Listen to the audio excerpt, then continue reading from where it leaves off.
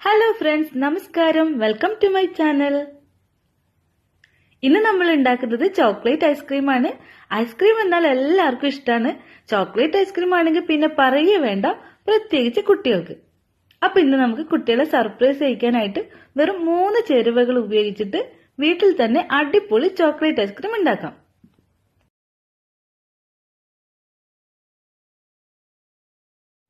ഇതിനു വേണ്ടിയിട്ട് ഞാനിവിടെ 200 ഗ്രാം കണ്ടൻസ്ഡ് മിൽക്ക് അഥവാ മിൽക്ക് മെയ്ഡ് എടുത്തിട്ടുണ്ട്. ഞാനിവിടെ ഇപ്പോൾ നെസ്ലേയാണ് എടുത്തിരിക്കുന്നത്. ഇതിലേക്ക് 3 ടേബിൾ സ്പൂൺ കൊക്കോ പൗഡർ ചേർത്തിട്ട് മിക്സ് ചെയ്യണം. മിൽക്ക് മെയ്ഡും കൊക്കോ പൗഡറും കൂടെ നന്നായിട്ടൊന്ന് മിക്സ് ചെയ്തെടുക്കണം. 3 ടേബിൾ സ്പൂൺ നിറച്ചെടുത്തോളൂ കേട്ടോ, എന്നാലാണ് നല്ല റിച്ച് ആയിട്ടുള്ള ഒരു ചോക്ലേറ്റ് ഫ്ലേവർ ഉണ്ടാവുക. ഇനി ഇത് നന്നായിട്ട് മിക്സ് ചെയ്യണം. ഇതിൽ കട്ടയൊന്നും ഇല്ലാതെ നല്ല ക്ലിയർ ആയിട്ട് മിക്സ് ചെയ്ത് വരണം. ഇതുപോലെ നന്നായിട്ട് മിക്സ് ചെയ്തതിനു ശേഷം നമുക്കിത് മാറ്റി വെക്കാം.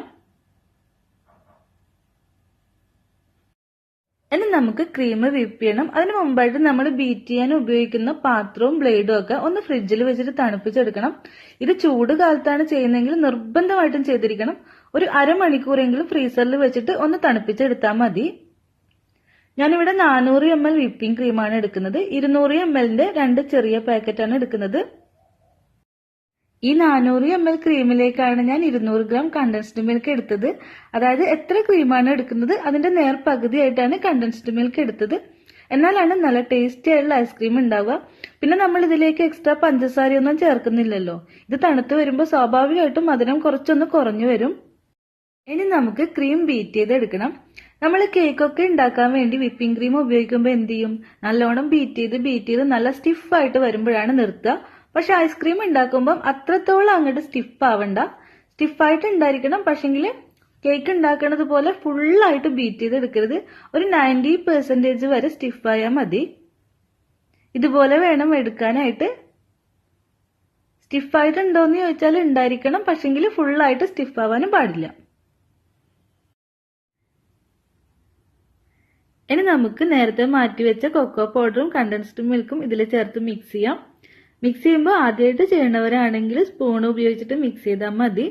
അതല്ല ബീറ്റർ ഉപയോഗിച്ചിട്ട് തന്നെയാണ് മിക്സ് ചെയ്യുന്നതെങ്കിൽ ലോ സ്പീഡിൽ ഒന്ന് മിക്സ് ആവാൻ മാത്രം വേണ്ടിയിട്ടൊന്ന് ബീറ്റ് ചെയ്യാം. ഇനി നമ്മളിത് ഓവറായിട്ട് ബീറ്റ് ചെയ്തിട്ടുണ്ടെങ്കിൽ ഇത് പിരിഞ്ഞു പോകും. അപ്പോൾ ഐസ്ക്രീം ആകെ കൊള്ളാവും, അത് ശ്രദ്ധിക്കണം കേട്ടോ. ഇതുപോലെ ഒന്ന് മിക്സ് ചെയ്തെടുക്കുക. ഇനി നമുക്ക് ബീറ്ററിന്റെ ആവശ്യമില്ല. നമ്മുടെ ഐസ്ക്രീം കൂട്ടി ഇവിടെ റെഡി ആയിട്ടുണ്ട്.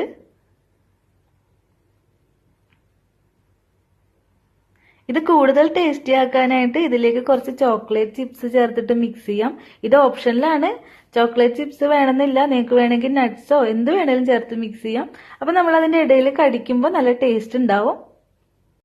ഇനി ഈ ഐസ്ക്രീം കൂട്ട് നമുക്ക് ഫ്രിഡ്ജിൽ വെച്ചിട്ട് തണുപ്പിച്ചെടുക്കണം. അതിന് വേണ്ടിയിട്ട് ഇത് നന്നായിട്ട് മൂടി വയ്ക്കാൻ പറ്റണ ഒരു പാത്രത്തിലേക്ക് മാറ്റാം. ഇനി ഇത് മൂടി വയ്ക്കുന്നതിന് മുമ്പായിട്ട് ഇതിന്റെ മുകളിൽ ഒരു അലൂമിനിയം ഫോയിലോ അല്ലെങ്കിൽ ഒരു ബട്ടർ പേപ്പറോ വയ്ക്കുന്നത് നല്ലതാണ്. ഐസ് ക്രിസ്റ്റൽസ് വരാതിരിക്കാൻ വേണ്ടിയിട്ടാണ് അങ്ങനെ ചെയ്യുന്നത്. അത് ഓപ്ഷനിലാണ്, നിർബന്ധമൊന്നുമില്ല. ചെയ്യുകയാണെങ്കിൽ കുറച്ച് നല്ലതായിരിക്കും, അത്രയേ ഉള്ളൂ. മൂടി വെച്ചതിന് ശേഷം നമുക്കിത് ഫ്രീസറിൽ വെച്ചിട്ട് ഒരു 7 മണിക്കൂറെങ്കിലും തണുപ്പിച്ചെടുക്കണം. ഇപ്പൊ നമ്മുടെ ഐസ്ക്രീം ഇവിടെ റെഡി ആയിട്ടുണ്ട്. നമുക്കിത് എങ്ങനെയുണ്ടെന്ന് നോക്കാം. നല്ല പെർഫെക്റ്റ് ആയിട്ടുള്ള ഐസ്ക്രീമാണ്. കഴിക്കാനും അതേ സൂപ്പർ ടേസ്റ്റ് ആണ്. ഇത് ഒരു 5 മിനിറ്റ് ഒന്ന് പുറത്ത് വെച്ചാൽ മതി കേട്ടോ. അപ്പൊ നമുക്കിത് സ്പൂൺ കൊണ്ട് എടുക്കാനായിട്ട് എളുപ്പമായിരിക്കും. നമുക്കിനി ഇത് സെർവ് ചെയ്യാം. സെർവ് ചെയ്യുമ്പം ഒരു സ്കൂപ്പ് ഉപയോഗിക്കുകയാണെങ്കിൽ കുറച്ചുകൂടി നല്ല ഭംഗിയായിട്ട് എടുക്കാൻ പറ്റും കേട്ടോ.